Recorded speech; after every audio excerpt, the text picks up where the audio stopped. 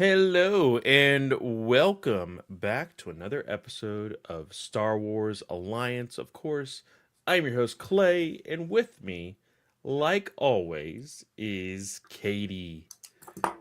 Katie, how you Hello doing? there, everyone. You know what? I was doing good enough to make a social media post on our stories. So And I just realized you need to send me the link to that shirt. On Wednesdays, we wear Star Wars, of course, and I have never seen that shirt before, and I want I don't remember where I picked it up, if I'm being it. honest. I know I'm gonna have to go back and look at my receipts. Um, this That has is an amazing lovely shirt. Sabine's artwork on it. With a for the YouTubers, I'm gonna let you read it because I'm not gonna say what it is, just in case. Uh, you know who Yeah, is listening. well, but also the I've learned that algorithms and even just vocal cues That's the can you like know who in question. it's so stupid. It's I legitimately so apologize, guys. stupid. But hey, if I find the link to the shirt, because it was a podcaster's shirt site. I do remember that. I don't remember Okay. which podcast. Um, but if we find the link, then Clay will put it in the description box below for everybody on the podcast side of things to look at. I don't see it immediately when I search those words and Sabine t-shirt. So I'll go on a little hunt tonight and see if I can find it. But guys, we have very little news and much of anything to talk about. So of course we were not live last week, uh, Yes. more so due to some uh, private matters and everything else. Um, you guys did, of course, see that we have our Low Red Moon review now up.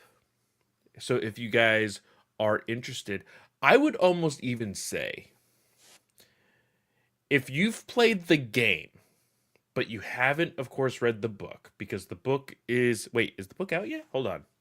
No, No, the out next week on Tuesday. out. That's right. Next week.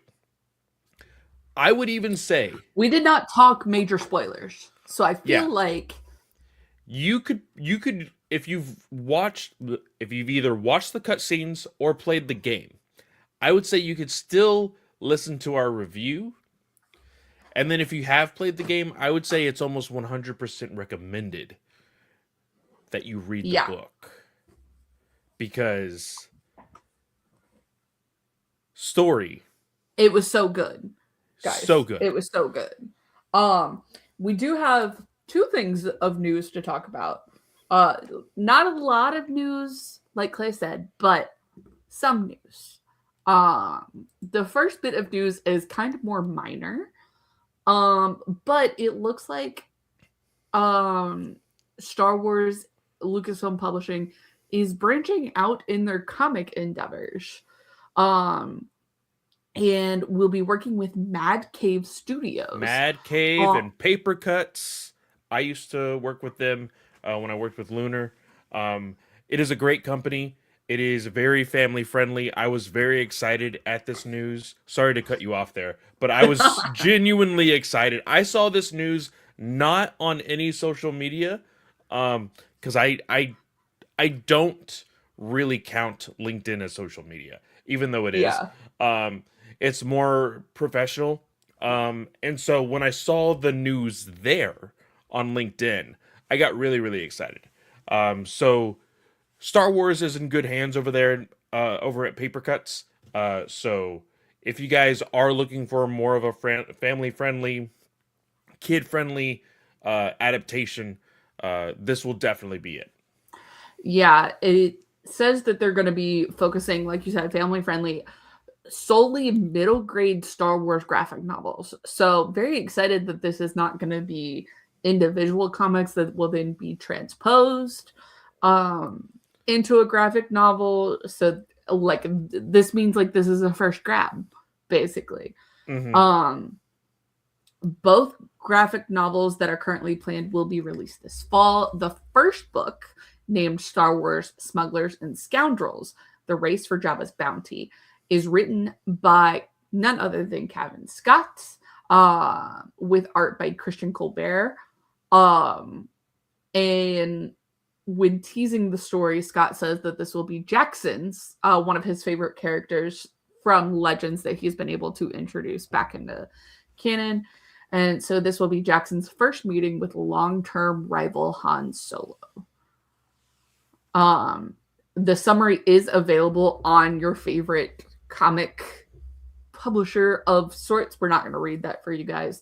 But the second one is entitled Star Wars Tales from the Outer Rim: The Legend of Beggar's Canyon. And it is written by Greg Pak with art by Brent Schoonover. And this one, it highlights eerie forces awaiting Luke and Biggs in Beggar's Canyon in a story that Pak describes as a rare study of Luke's relationship with his seldom seen childhood friends and enemies. This story also reintroduces a Legends deep cut character named Tank. So Why does that sound familiar? it was going around on social media over the past couple of days, but it's very deep cut. And so, guys, I think this is Pak's first Star Wars comic, I feel like. No. Greg Pak has done Star Wars for Marvel, I do believe. I'm not seeing it. Hold on. Okay. Yeah, he's done the recent Darth Vader run. I was like, hold on a second. See, guys, this is why you don't trust Wikipedia, because Wikipedia does not have everything. So yes, he did the Age of Rebellion comics, and then he also he's done several Star Wars 2015 comics. Mm-hmm. And then I think that's what got him the gig. Darth Vader 2020. Darth Vader. Yep. Yeah. So the main thing he's going to be known for is Darth Vader 2020. Yeah. So as far as like Star Wars goes, those are his big things. He's also done things. He's done other things at Marvel. He's done Hulk. He's done Silver Surfer. He's done Magneto. I think he's also done like Stranger Things over at Dark Horse. Like he's done a lot of stuff. Greg Pak, really, really fun writer. I'm really, really interested in the page count for these because I have 2 graphic novels from Paper Cuts that I gave Amber Lynn. One of them being a Disney Fairies, the Tinkerbell books, a graphic novel, as well as a oh my gosh, what's the movie about the girl who turns in Red Panda? Yeah. We also were able to get her a Red Panda graphic novel from Paper Cuts. Great format. Really good way to teach kids how to read comics with Paper Cuts. So if you ever want to go that route. Nice. Well, it looks like The Race for Jabba's Bounty, the one from Kevin Scott, will be available September 15th, 2026. And then The Legend of Beggar's Canyon with Greg Pak will be available October 13th of this year. So, happy birthday to me.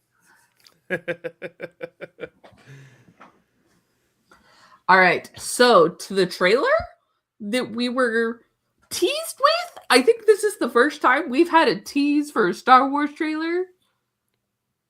Yeah. Like the day before it came out, basically. I know we've had like teaser trailers, but like this was like we got notification Wednesday, I think. And it was the day before, yeah. Yeah. And it was like, oh yeah, tomorrow trailer. It may have actually been Tuesday, actually, when I think about it. Because I think it released on Wednesday. I think I remember that. Yeah, and I say remember that. Y'all make fun of my memory all you want. Um, but I was like, dang, if we'd been recording Wednesday, we would have been able to cover this I know, basically for real. live. And I'm not going to give anybody flack, especially not you, Katie, because most people don't know mommy brain lasts up to 4 years, which is and, absolutely insane. and especially with migraine brain, just in general, the brain fuzz is real. But yeah, um, we got a trailer, which is in fact the trailer that was shown at Celebration. oh, did they Uh, confirm that? I Did believe people I believe confirm I that? saw one. I believe I saw one or two people did confirm that it was the trailer from Celebration. Um, we had only seen maybe like one small teaser from it from Celebration, and then everything else was just taken down super quickly, so nobody Yeah. really got to see that trailer. um this I'm trying to get it on my computer, and my computer's running slow for some reason, but I really enjoyed the look of this.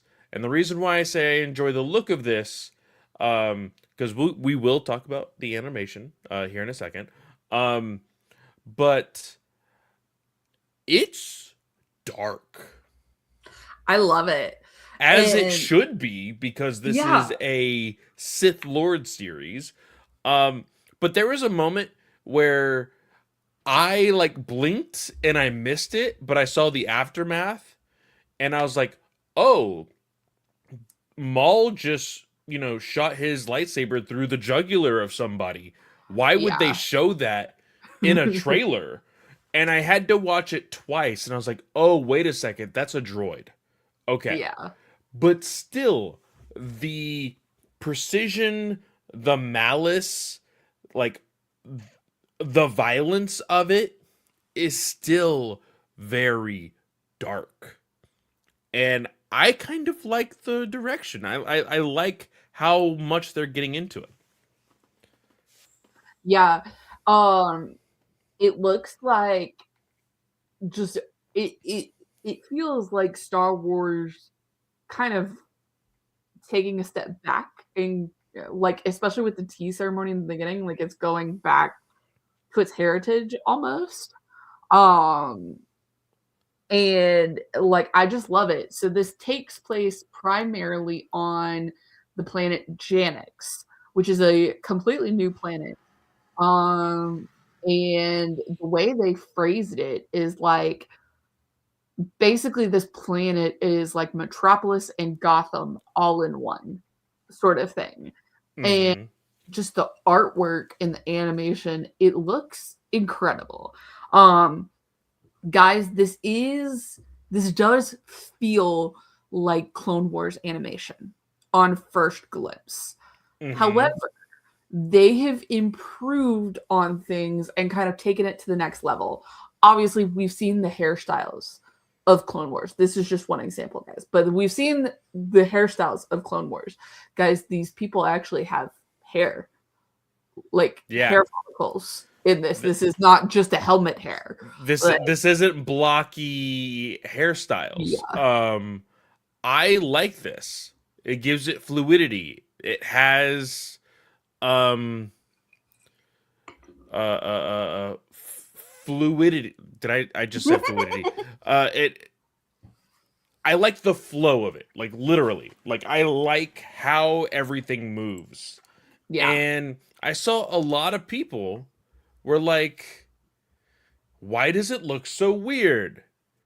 And I'm like, "Guys, we've been through this for 18 years." Yeah. Which, by the way, blew my freaking mind. Did you Brent. say 18 years? So yeah, hold on. Brent. Brent shared a video with me,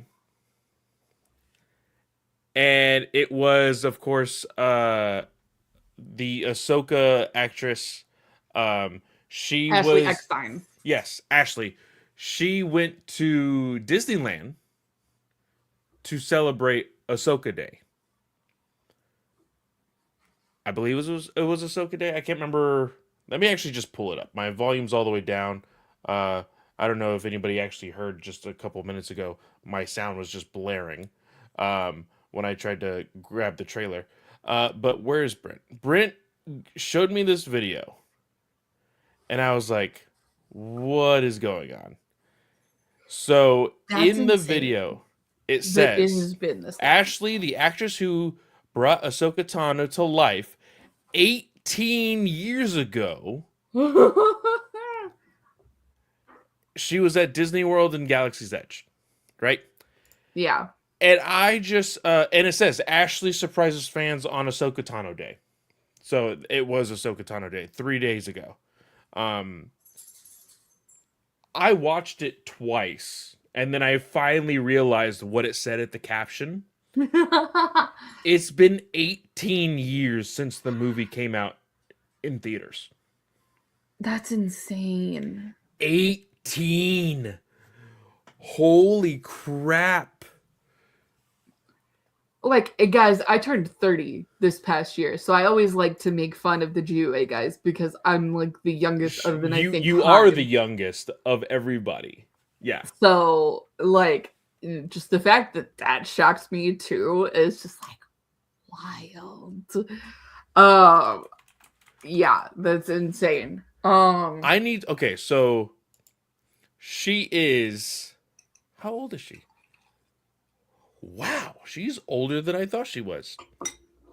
She's 44. So 34, she was 6. 26, yeah. When's her birthday? It really depends. But yeah, 26. She was 26. Insane. I was Wow. 18 years ago. I was I was about to graduate. It was junior year, senior year, one of between the two. Yeah. 18 years ago I was being homeschooled. So Absolutely insane. absolutely. When I saw it, it had been 18 years. Blew my mind. That- And I just want to say, we have been here for 18 years.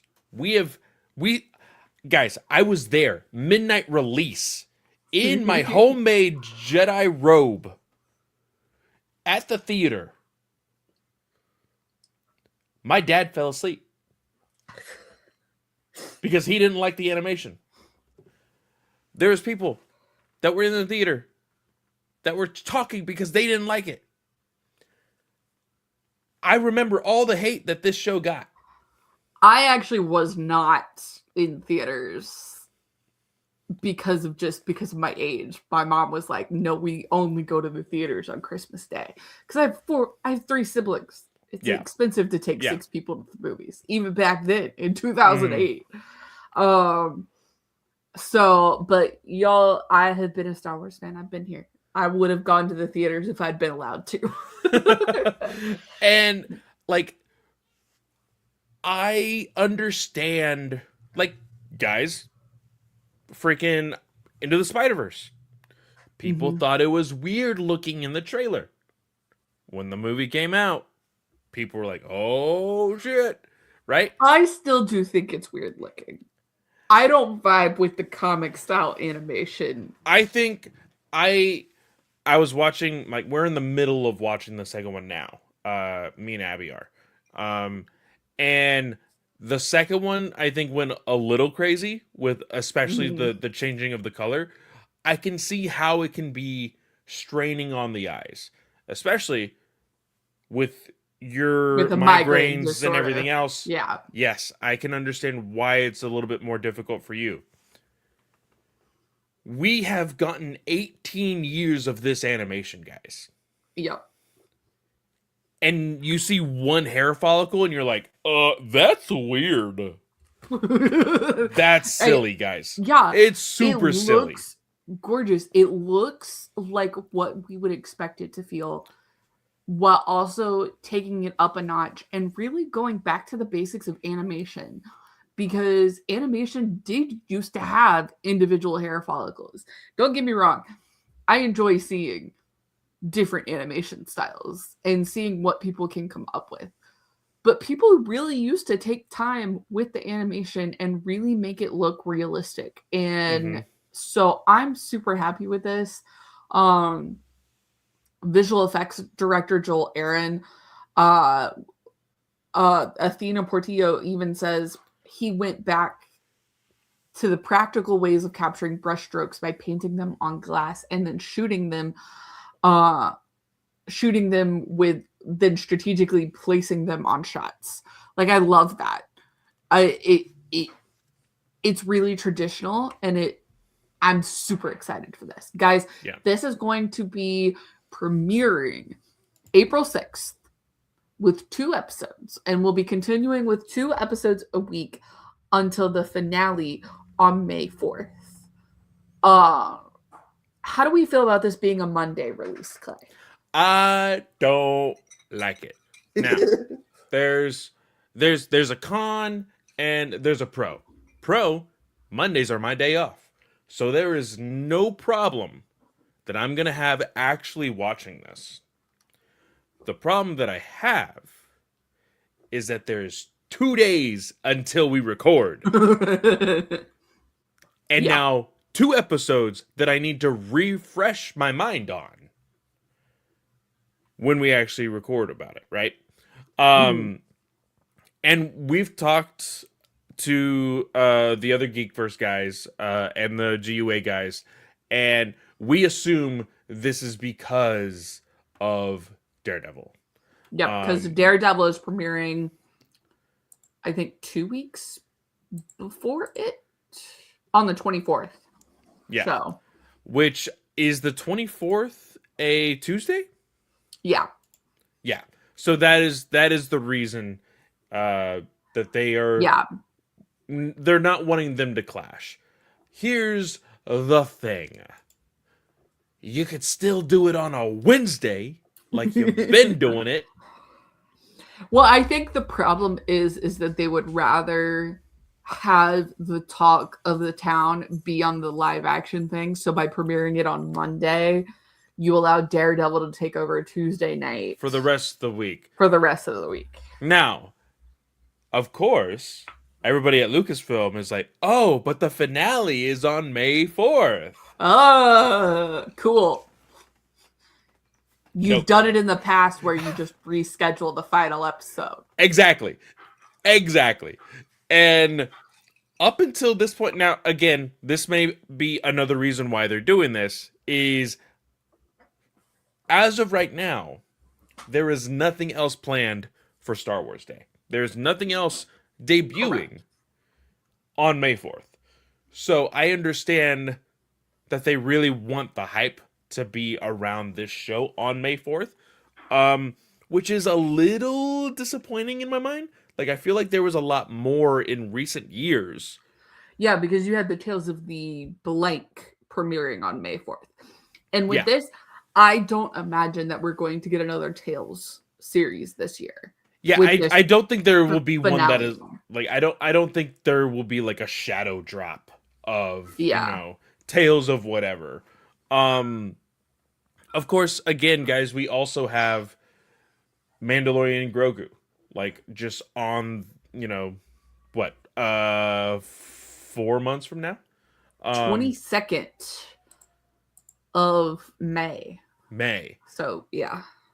So like I don't think they're really gonna try to push anything other than Mandalorian Grogu. Well, you would think that though, but we've only seen one trailer for Mandalorian Grogu.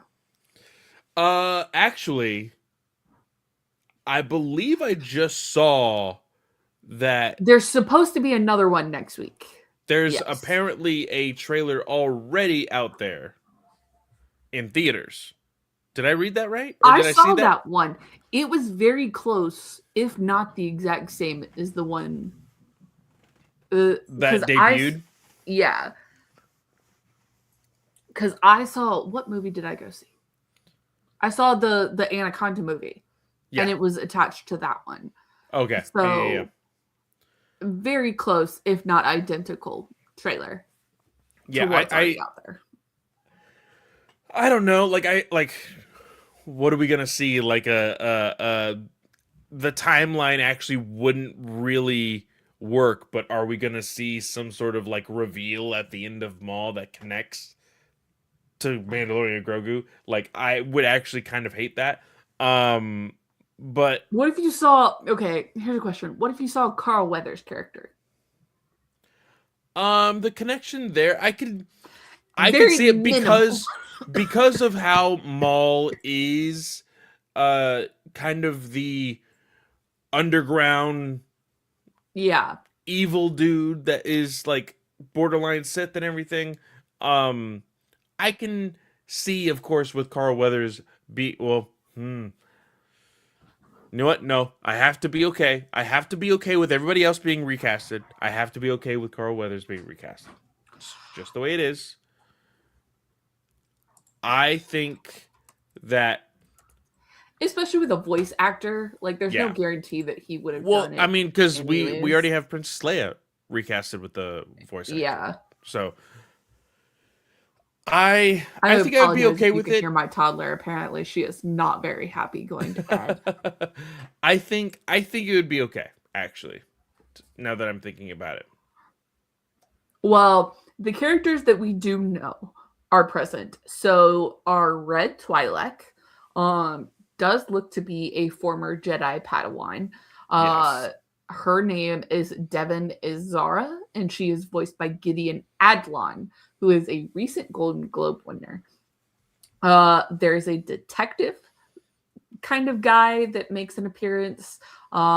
His name is Brandler Lawson, and he is being voiced by Wagner Mora. And then we have a returning Star Wars voice actor, Richard Ayo. I'm totally gonna butcher this last name. I apologize. Ayoade as Two Boots, and he was the protocol assistant droid dude from The Force Unleashed. So he Oh and Sam yes, Witwer are reuniting as that's right. Yes, I a remember pair. you posting that in the Star Wars chat. Yeah, Yeah. that is really cool. That is really cool. That Sam's first connection to Star Wars, um, like his first project in Star Wars, he gets to reunite with somebody from that cast. I think that's really really cool. Yeah. Um so yes, what do you feel about us having another Order 66 survivor in the mix? This one I think realistically is not controversial because of the timeline. Yeah, Like honestly. I would agree. Um from what this is looking like, and unless this show does confirm it otherwise, this is taking place after Clone Wars but before Rebels. So we know that Maul wanders to that temple in Rebels, and that's where we see Maul first, right? Yep. So we're either gonna find out how he gets there, or kind of like the steps to get to that point. Um, so in order to really get there, um, like we need this, and I think that is fine. I think that is fine, especially with Order 66 in the Clone Wars timeline is the most recent thing we've seen. Order Yeah. 66 literally was the most recent thing we've seen. So, if you guys want to refresh, literally watch the last 3 episodes of Clone Wars and then start Maul. I bet you anything, it works like that. Yeah, because Maul's in the last three. Yeah, I would imagine so as well. The other thing that people can do to prepare, which I don't think we've talked about this that much, um, is the Shadow of Maul comic, Oh yes. uh, which is a prequel for the series. It's a 5-issue prequel series written by Benjamin Percy? Percy. Yes. Sorry. I was blending the lines together. No, I it's was all like, good. Percy is he's a very niche writer. Um any of your like gritty characters, so Wolverine, Ghost Rider, yeah. Maul, he very much knows how to write that type of character. Yeah. He did do an issue in Star Wars Darth Maul Black, White, and Red series. So Very he's already nice. tackled Maul previously. And this will be fun for us because the art is being done by Madabik Musa Bekov, who is working on Star Wars Jedi Knights as the artist there, which is about the only good thing we had to say about that. Yes. That sounds horrible, guys, but I'm just being honest. Yeah, but also like guys, I will say this. A lot of people are kind of iffy on Percy's writing. I really enjoy his writing. Um and that's more so because I like variety. There's a lot of people that are like, "Oh, I like to read my happy-go-lucky superheroes." And maybe every once in a while a controversial story. And like the most recent thing that I've read from Percy is freaking Ghost Rider and dealing with demons and very supernatural stuff and scary and all sorts of ghosts and ghouls and everything. It got really dark really fast in that book. And I think he would be perfect for somebody who is enriched in rage like Maul. So I think it'll be fine. Yeah, the prequel comic will introduce the Brandler Lawson character as well as or Brander Lawson as well as the Two Boots When does droid. that start? That comes out at the beginning of March. First Wednesday in March, Okay. which is the 4th. So, Okay. Not bad. Not bad. but yeah, I think that's about it with this. Guys, obviously we're not going to analyze the trailer. We're not the type of people to analyze the trailer frame by frame. This is super exciting for us.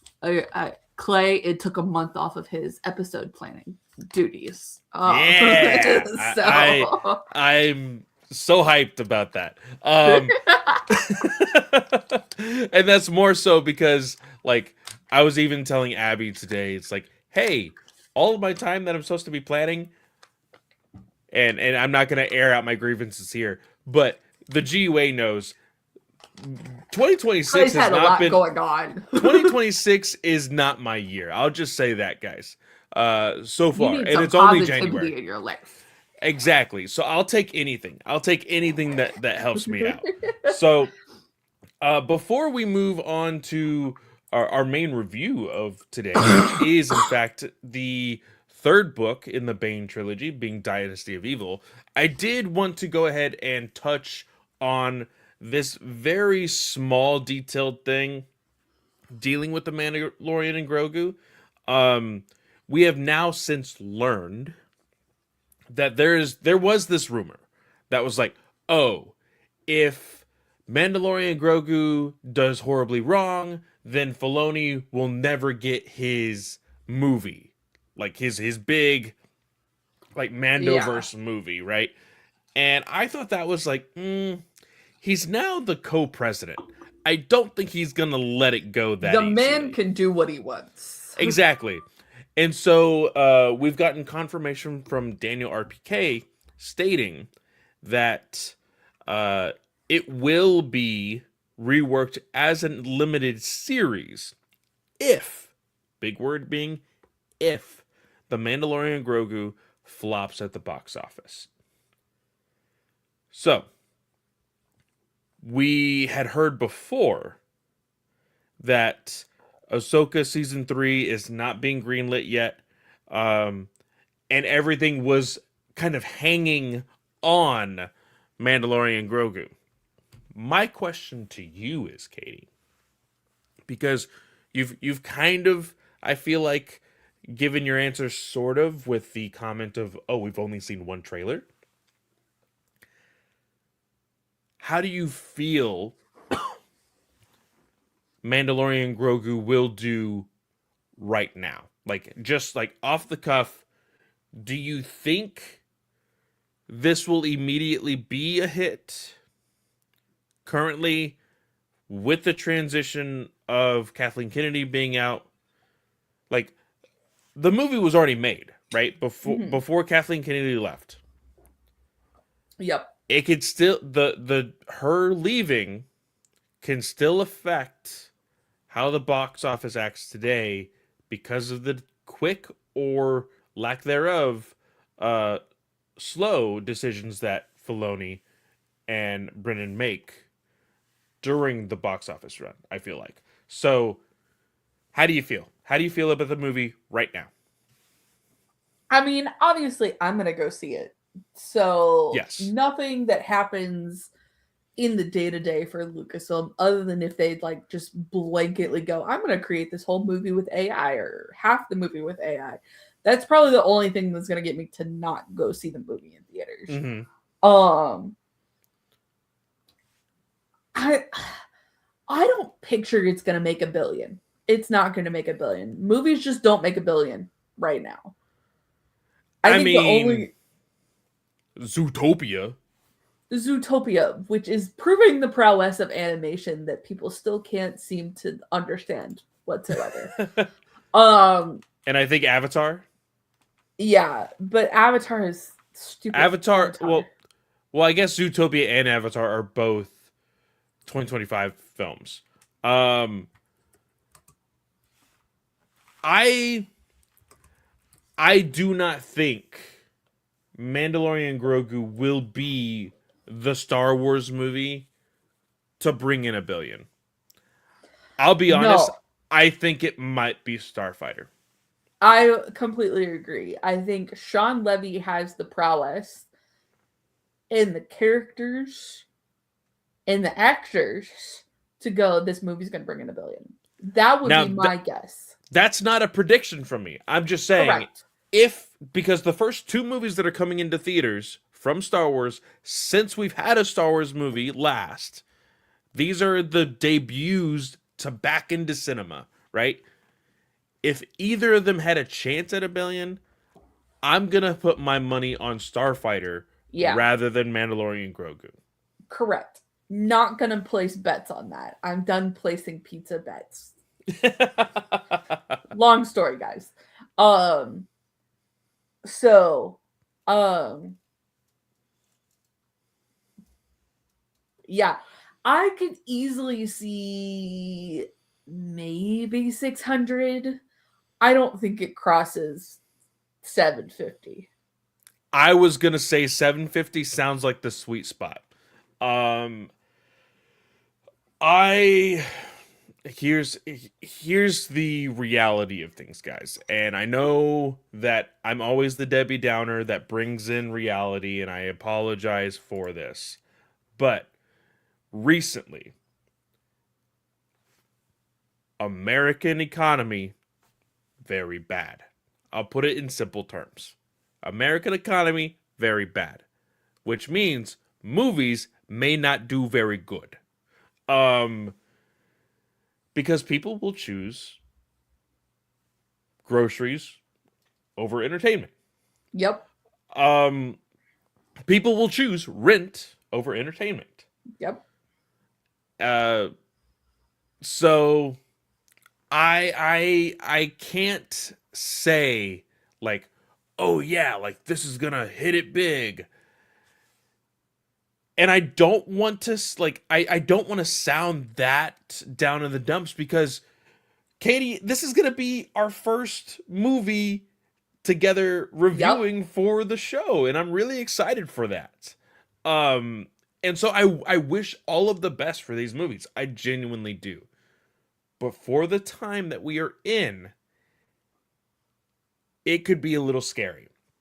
Which Yep. means, unfortunately, and I hate to even bring this up, but like, I would genuinely hope that Iger and the rest of the shareholders and Suits understand the current situation to be like, hey, let's maybe not ride everything on the American box office and Yeah. see how it does globally.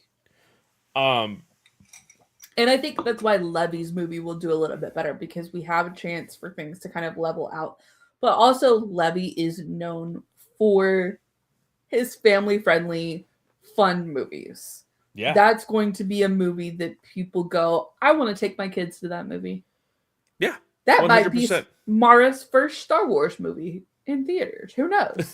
Like, so yeah, the point of the matter is I don't see Mando. I see Mando making a little bit of profit.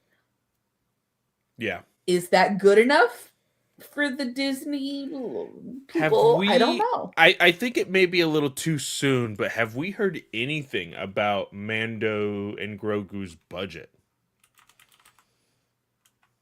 I don't think so. Grogu. I hate this freaking Screen Rant has 160. 166.4 million. Yeah, that's what I'm saying too. That's what I've got off of Screen Rant, who is reporting it from Collider. Hey, Um, let's look at it this way. You break 400, you're golden. Technically. yeah, technically, yes. Because you look at it, Star Wars The Last Jedi was the most expensive production. Followed shortly behind is Solo and Rise of Skywalker. So this is the best budget a Star Wars film has had since Revenge of the Sith in 2005 with $113 million. Oh yeah. Like honestly, I think that you aim for a ceiling of 400, everything else is Gucci. Everything else is a Yeah. bonus. You know? Yeah, you cross 500, we're in the golden zone. Like Yeah. we Very have simple. hit success theoretically. I don't know. Well, and like, but honestly, if you look at the like the big hype movies of like, let's say even 2025, look at Mhm. Fantastic Four and Superman, right? Yeah. They both, I think, Superman did outperform Fantastic Four. Oh Fantastic yeah. Four did like 600 and something, and I think Superman did 800. If you, Superman did 616. oh, I thought it broke 7. Okay, no, all right. So 616, and then Fantastic Four. What did Fantastic Four do? I thought they did they Wait, outperform that is Superman? not right, dude, at all whatsoever. Because I don't think they Worldwide, Fantastic Four did 521. 521 exactly. If you're in that range, both of those movies were very successful. If you were in between Fantastic Four and Superman, that is a successful movie, Yeah, hands down. 100%. So that's all you got to do, theoretically. Exactly. Now, who knows? With a new CEO coming in for Disney, who knows? Which actually I think should be announced pretty soon from what we They were seeing said online. February, so we'll see. Very, very intriguing. But Katie, I think that's it for the news. I think that is as well. So, shall we dive into our final book review of the Darth Bane trilogy? Yes. Guys, for those of you who are new to the podcast, Clay started on this podcast with the Darth Bane series. And we got so into what we were doing with all of the High Republic stuff that was coming out right after we did the Darth Bane stuff that we just plumb kind of forgot about Dynasty of Evil. No, the really funny thing about you saying like, "Oh yeah," with all the High Republic stuff, if you had bought the Essential Legends collection, look what was at the back of the book. Look at It was that. literally the Light of the Jedi. Yeah. This was the start. The Essential Legends was literally the start of all of that. Yep. And I still remember, like, Katie was like, "Hey, do you want to check out these books? Have you ever read them before?" I had said no. Since then, I've read all three of them, I think like 6 or 7 times. Um, it's a great story. My brother was a huge Darth Bane fan, and Actually, I think it was the opposite way around. Is somebody had told me we needed to do Darth Bane, and you had read Darth Bane, and I hadn't. was that the way it was? Yeah. Maybe so. Because I had told you like, oh yeah, my brother recommended this book to me, and he like, I love my brother to death, but he just like he has a hard on for Darth Bane. Um, and like I was like, okay, I guess I'll read it. Um, and it was like I said, the start of the initiative was with these Essential Legends, Darth Bane. And I think it was another trilogy that came around with it. It wasn't just Darth Heir to Bane. the Empire. Heir to the Empire as well. That's right. It was Heir to the Empire and Darth Bane. Um, and so when I got a hold of it, um, yeah, oh, that's right. Yeah, I think it was live that we were Yeah. talking live, and somebody's like, "Oh, you guys should talk about Darth Bane." And I was like, I mean, Yeah. if we want to, yeah, we could do that." And we did both. Yeah. We actually did them pretty close together. We did the first Yeah. book and the it was Path of Destruction and oh gosh, Rule what's of the second? two. The Rule of Two. Yeah. We did those I think like within a month's time. Yeah. Um and And we just then High totally left Republic Dynasty of Evil. High Republic just like took us into the next 5 years. Um, so we are finally here, guys. We are finally here to talk about the Dynasty of Evil, which I think, in my mind, this is probably blasphemous now that I've read so many Star Wars books. Because I hadn't read a whole lot until, of course, I started this podcast with Katie. I genuinely think that Dynasty of Evil is quite possibly in, for a safe bumper, I'm going to say top 10 perfect endings for a trilogy. Yeah. I'm just going to I say would it agree. I would because agree. this does something that I really enjoy as like a conclusion novel. Whenever you're writing a conclusion to a story, to an epic like this trilogy, when there are elements that are brought back to kind of remind the reader, like, hey, this is where we started. I love that. I love when they do that. And they did that with this book, and they brought you all the way back to Path of Yeah. Destruction when Bane wasn't even Bane, when he was still Dez Does. Yep. and in the It's military. and guys, before we get too far into it, Drew Karpshin is the author for these Yes, sorry guys. about that. And this released December 8th, 2009. So, uh super powerful book.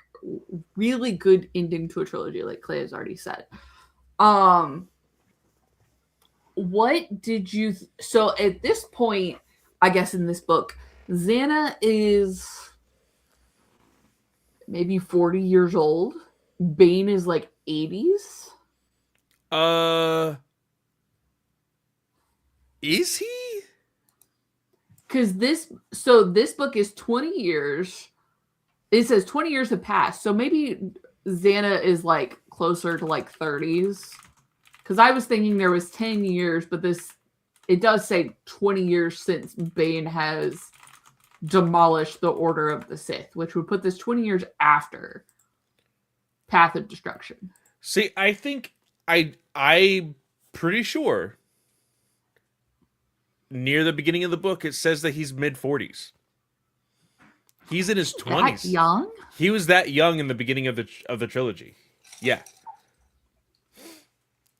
Because the what happens in the second book with his body basically getting like You're completely right. destroyed basically aged him. Yeah. So that's why I'm thinking like 60s, 80s. Well, in very simple terms, legitimately think about what happened to Palpatine when he got struck with the Force lightning. Yeah. It you're aged him. And the same thing happened to Bane. So when he is on this quest to find basically his youth, which is he learns a force technique ritual of immortality by switching one's essence and soul into another. Which is basically they took that premise and moved it to canon, basically. Yes, because 100%. That's what Palpatine is doing. Yes, it's another reference to another franchise. It's just finding a Horcrux. And I love it more so because of the idea of what happens at the very end of the book with the epilogue. But we'll get there. Because what's his name? Set. There's nothing else about him like the rest of the time. Yeah, no, there's nothing. And the thing is, because of our deepest of all dives into High Republic, my goal, because I love this trilogy so much, was to find every story that would complete this timeline. Because there is an implication at the very end of this book that you're like, okay, the ritual was successful for someone, but we don't know who it is. And they even say, like, hey, I will reveal the ritual technique and who I am when you are ready. That's what it says at the very end of the book. You're right. Yeah. So I would like to do some research and find the books that take place immediately or a little bit after this to really find out and to continue that story. Because we know for a fact, unless Disney and Lucasfilm wants to just completely turn everything on its head, we know that Palpatine and Plagueis were not secretly Darth Bane, right? Like that's just correct. Yes, that is not canon. That's not something that could legitimately be because of I think that would be ridiculous to find out that literally every single Dark Lord of the Sith was literally just Bane jumping from body to body to body. The guy has to die eventually. And there's a possibility that he died at the end of this book, but we don't know. So Carption, because I was looking at the Wikipedia for this, Carption does say he personally clarified with a post on his website that said Xana won the battle. Karpshin said that he wanted to introduce just a hint of subtlety about how much of Bane survived, and that he left open the possibility of revisiting the situation at some point, saying that what was supposed to be left ambiguous was whether or not Bane was, quote, still alive in some way, or, quote, just a small part of his identity imprinted on her. Okay. So, to answer your question about books around this guy. So, oh, this doesn't actually have the full timeline in it. Okay, hang on. I gotta grab a different book. The Essentials doesn't? So, I think the Essentials does. So, I don't have the Essentials copies. They're boxed up somewhere. Okay. Yeah, so I had Edge of Victory, which was not published at the time of this book coming out. Okay. So this one, it takes place around 1,032 years before Star Wars: A New Hope. Yep. So before this one would be Knight Errant. Mm-hmm. And then you go backwards in time to 3,650 years before Star Wars: A New Hope. And it says the Old Republic deceived Red Harvest, the Old Republic Fatal Alliance, the Old Republic Annihilation. Mm-hmm. And then after Bane, the next book that comes out is Plagueis. Yeah. So there's nothing. Oh, that's kind of annoying. Unless, because I've never read Plagueis, so I'm curious to and I'm sure you know the answer to this. There's no mention of anything before Plagueis in Plagueis. Correct, yes. Yeah, so I am willing to place a bet on the fact that there's probably Legends comics that deal with some of the stories between Bane and Plagueis. Yeah, I have the Essential Legends timeline that one of the Utini guys did that breaks all of the individual pieces of media out. So I'll have to look in there and tell you. For okay. Sure. Cool.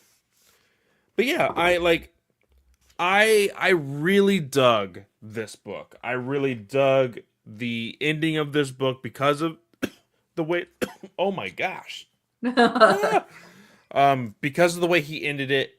But also we get to see a vulnerable yet powerful Bane. A Bane that refuses to die. And a very dark Bane. Because of course the situation that happens in book 2 with him being wounded, about to die, having a healer fix him up, and then you then have somebody else take the blame for the murder of that individual, which completely just thrusts this story into existence with, of course, what's his name's daughter, and all of that jazz. Yeah.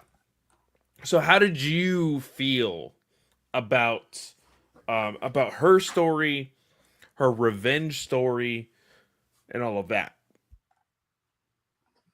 I definitely enjoyed getting Sarah introduced back in.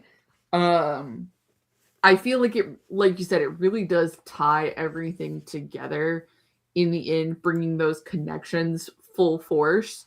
And that realistically, I don't know how you could have done this any better than Karpshin already does, because this is a fairly flawless story. Like, I can't think of any flaws after my recent reread off the top of my head. Mm-hmm. Um, the perspectives all work perfectly. Like, you get enough of, like, honestly, probably Sarah is the villain in this story. Of course, if you put Bane and Zana as the protagonists, even though they're technically Mm-hmm. Sith. Uh, and I feel like Sarah gets just enough perspectives in place to really make that work um, in those perspective changes. What did you think about, because I mean it's been 20 years since Bane took Zana on as his apprentice. Mm-hmm. And most of his story in this is realizing, hey, like, I'm getting old. I have issues. Zana hasn't taken advantage like she should have by now. So I need to go No. searching for eternal life and find a new apprentice. Mm-hmm. How did you feel about that? I I dig this because there's even a moment where Zana, of course, takes Set under her wing. Set being the Dark Jedi, um, and she's kind of teaching him the ways of the Sith, but not teaching him because she has been so ingrained in the ways of the rule of two that Bane literally created. Mm-hmm. Well, didn't create, but passed on through his uh knowledge of Revan and everybody else from the Old Republic. Um, she even gets mad at Set because Set is like, "Oh, so you want to teach me how to be a Sith, and we could all be Sith together?" And she's like, "No, Yeah. blasphemy!" Like, and she's very quick and like cuts it down. Like, no, we're not gonna do that. I'm gonna kill him, and you're gonna be my apprentice. Oh, so you want me to help you kill him? No, we're not gonna do that because that shows my weakness, and I'm not weak. I'm gonna kill him. It's like, okay, well, what if you don't kill him and he kills you? And she's like, well, you would either are strong enough to defend yourself and he's impressed enough to become, you know, your new master, or you're dead. Um, I like that she has not taken advantage because there's this back and forth throughout the entire book of the mind games that each one Yep. is playing. Because I think throughout the entire book, Zana is the first one to contemplate. Oh, is he only doing this to make me attack him earlier than I want to? Is he It's trying so to get interesting. me? Yeah, I love it. I love the 4D chess that they are playing. You know, the Mm-hmm. six games of Sabak that they are trying to figure out before the first hand is even played. Um, it's so intriguing because even when Darth Bane is almost down and out and super weak, he's like, okay, I'm finally escaping this compound. Let me see where my lightsaber is. And he like reaches out in the force. He's like, okay, there's a guard, there's this person, there's this person. Zana, what in the world is she doing here? And then like he's like, wait, did she help in this capture or not? Like again, it's these little nuances of like, because of the constant training to eventually kill one another, they're always on edge. Yep. And we know that that is like the inevitable downfall of the Sith itself. But to see it at its peak of anxiety here was very interesting. Yeah. It it was super interesting to see them go back and forth on what was going to matter to the other at the end. And in the grand scheme of things, Xana really is like the one that Bane was looking for to take over. She took the legacy of the Sith very seriously Mm-hmm. in developing the the rule of two with Bane and following it to a T. I really enjoyed that with her character and everything. Sorry, I got distracted on Wikipedia because I tracked back Andedu's Wikipedia article. Mm-hmm. So it said that he is mentioned in Star Wars: The Old Republic Onslaught, Okay. which is a video game. Dynasty of Evil. He is mentioned in Plagueis. I don't remember him being mentioned in Plagueis. Mm-hmm. And then he's mentioned in a Republic comic with Count Dooku and Quinlan Voss. And then he is also mentioned in the Legacy comic run. Which would make sense So. that he is mentioned in Plagueis because we know that. Well, this is my assumption. I haven't read it yet. Palpatine is introduced in Plagueis, correct? Yes. Yeah, and we all know Plagueis tried to live forever with clones. Like Yep. he tried to literally put his essence into clones, which is literally the first thought that Bane has. Yep. He's like, oh, I gotta find a cloner. And then he's Yeah, like, wait a second, I won't have a stable clone. Which is what Palpatine runs into. yeah. He's like, I won't have a stable clone, and also that might take forever to Mm-hmm. develop. I don't have that kind of time, so I have to do it in an already able body. So yeah, like I love everything from this book. Super. To We talked about how sci-fi the Edge of Victory one is. This one mhm. also leans super sci-fi with this element, with this essence transfer. Yeah, So I really dig it. yeah, it was a lot of fun. I even like the Dark Jedi aspect, the fact that Sarah, um, when conducting a little bit of her own investigations and everything, is talking to this Master Jedi, and Yeah. like, uh, there's a moment where I think it was the assassin that told Sarah, like, "Oh, they're full of themselves. They can't even like help but like answer every question because they feel like they need to teach everybody." And literally everything that she was saying was coming true when Sarah was conducting her like mini investigation. Yeah. Um, I loved Cockness in this. mhm. I remember falling in love with her character the first time I read it. Um, and I fell in love with her again reading through it this time. Cognus is the assassin that works with Sarah in the beginning and figures out like, oh, I'm meant to be the Dark Apprentice moving forward. Mhm. Um, and I just love her character that she brings up such a new perspective. Um, it is super helpful because now I've read Plagueis. I've also read all of the Old Republic books. I DNF'd Knight Errant because I just could not get through it.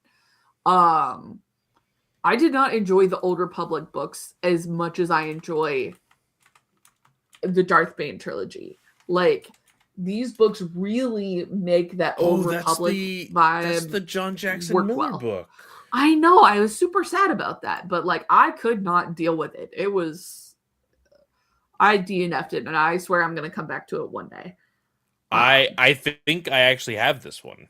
it came out as an Essential Legends collection, Yeah, so you probably that's the do. version I have of it. Yeah. Yeah, I was like, because that was back when I was trying to do the Patreon series where I was reviewing, like going through Legends all in a timeline fashion. Mhm. Could not do Knight Errant. It delayed the episode that I was doing by like months because I could not finish it Oh for the life of no. me. Um, so yeah, but this one is definitely, I think it's probably the Darth Bane trilogy, and then it's probably Revan, are like my favorite Old Republic books. Mhm. Because Karpshin just does an incredible job. Like, and I know people have joked like, "Oh, are we going to bring him in to consult on whatever Darth Bane trilogy goes forward?" Yada yada yada. No, but like seriously, he writes Darth Bane so well. Yeah, like genuinely, if we had Zahn get to come in for everything having to deal with Thrawn, I think he should be able to come in, if anything, with Bane is actually entertained in canon. Honestly, I think he Oh, does an amazing job. he also wrote the Revan book. That's why. Oh, well, there you go. Um, so like I genuinely think that, and God, Filoni, please, please, for the love of God, please. I do think that, as much as I really hate saying this sentence, I think either adapting or bringing in Bane will satisfy everyone, even those other guys in the fandom. You said bringing in Bane. Did you mean bringing in Karpshin? Yeah, Carption with Bane. That's what Yeah, I meant I as figured a that's what whole. you meant. I was just clarifying. Yes, yes. If you bring him alongside any decision to bring about Bane in canon, I think it would legitimately get a green flag everywhere. Yeah. Um, and like, I don't know, like, do you, now that we have finished the trilogy, do you think this can exist in canon? Oh yeah. You've already used concepts. It makes perfect sense to bring this in to canon. Um Like, and well, it's especially with the away enough idea, in the timeline that it would work. yeah, and it, they brought about it again because, like I said, the best thing about this is that they do touch on literally like key points in both book one and book two inside of book three. Um, Again, they brought about, or they mentioned, the thought bomb Mhm. again, that started the whole thing, which is almost literally the destruction of the Sith.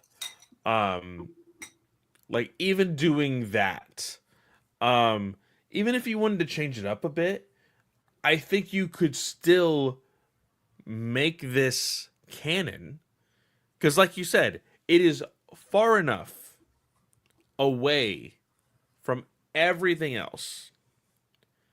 Like, I would even say, looking at Acolyte, Yep. looking at, I think maybe the one thing that might interfere with things, maybe High Republic.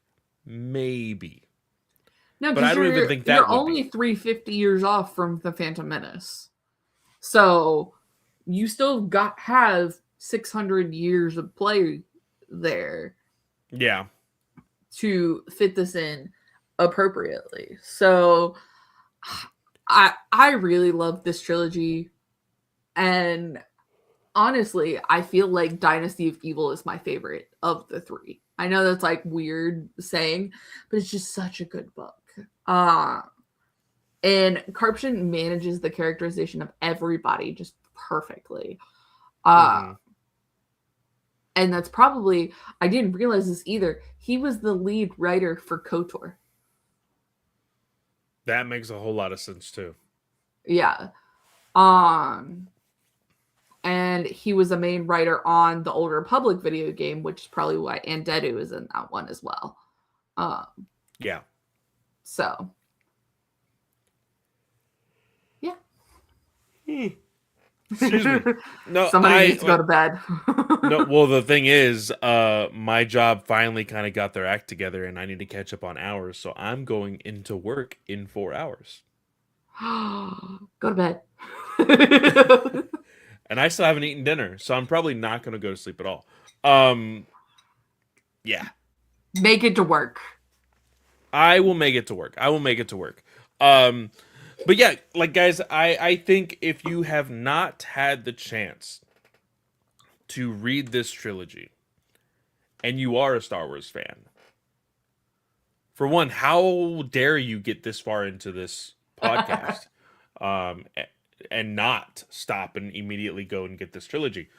But 100%, guys, if you are a fan of Star Wars, I 100% agree with the notion that if you were to buy any Legends book, this trilogy should be it. Yep. And I genuinely thought, because again, I love my brother to death, but he can sometimes be a little bit of an idiot. I genuinely thought he was just being a dude bro. It was like, yeah, Darth Bane, ah! And I'm like, whatever, dude. It's just a book. This, I like. There's a concept of like just overhype in any fandom. I don't know if this book can be overhyped. It's not. You want to know what is overhyped? The Plagueis novel. Okay, yeah, okay. Darth Bane novels, not overhyped. I think because of how well developed each character gets through each novel of this trilogy makes this book as good as it is. There is a genuine start to everyone's story and an end to everybody's story. Yep. There is no, like, yes, technically with the epilogue, there's like this small lingering thing with Zana and Bane. But like, even so, like, even if you were to say, hey, I'm never going to read another Star Wars book after that, there is an ending for every single character. And that is a perfect trilogy. I'm sorry, it just is. So, yeah, again, like, if anything, I think this is a trilogy that I would actually try and find original copies of. Like, as a fan, I would see if It's there super might hard be. too. Yeah, I'm sure it is. I'm sure it is.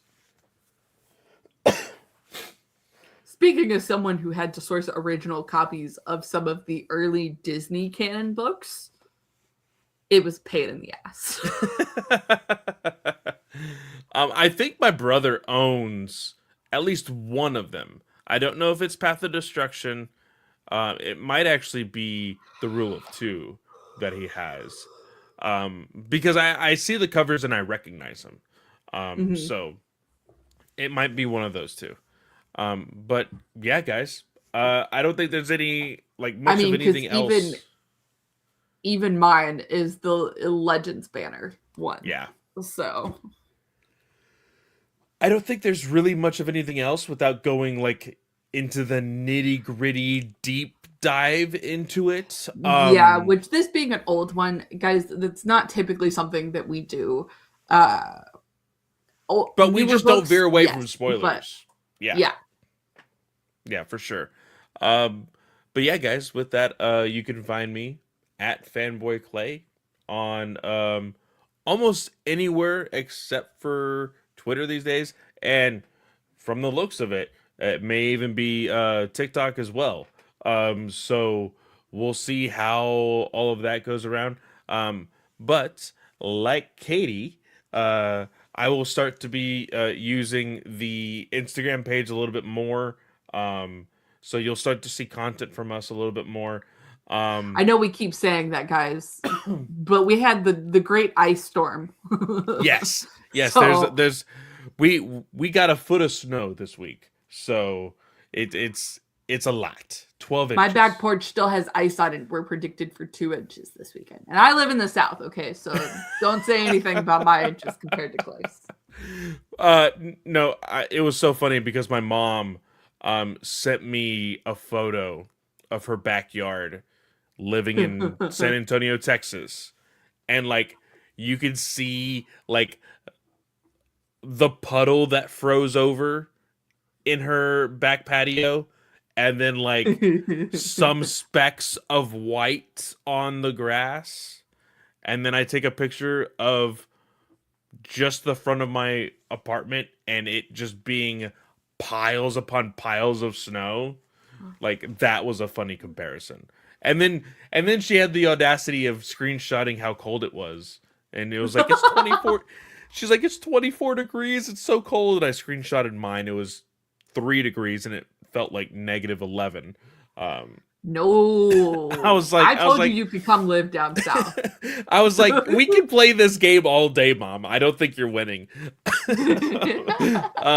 But yeah, guys, you can check us out there on Instagram and Blue Sky. I need to also remember that we do have a Blue Sky, so I need to post there.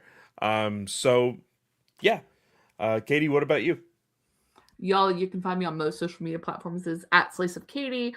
Like Clay said, we are on Blue Sky, Instagram, and Threads. That username, for reference, guys, is Star Wars Alliance with no A in the words. It's very important. Don't forget it. You can also use that username and put it in front of @gmail.com. And shoot us an email if you are not a social media person. But we'd love to hear from you guys. Shoot us a question. Remember, we are still doing the giveaway for a copy of Star Wars Outlaws: The Low Red Moon. You just have to shoot us a message on Instagram or Blue Sky. Does Blue Sky do messages? I don't know. Clay has the controls to that account. I do not. Yes, they do. Okay. So you shoot us a message on either platform and you just have to be following us at the time. We'll do that drawing next week. So yeah. With that, guys, we want to wish everyone a great day or night, whatever time of day you are listening or watching, and we will see y'all next time. There's a ghost in my house. May the force be with you.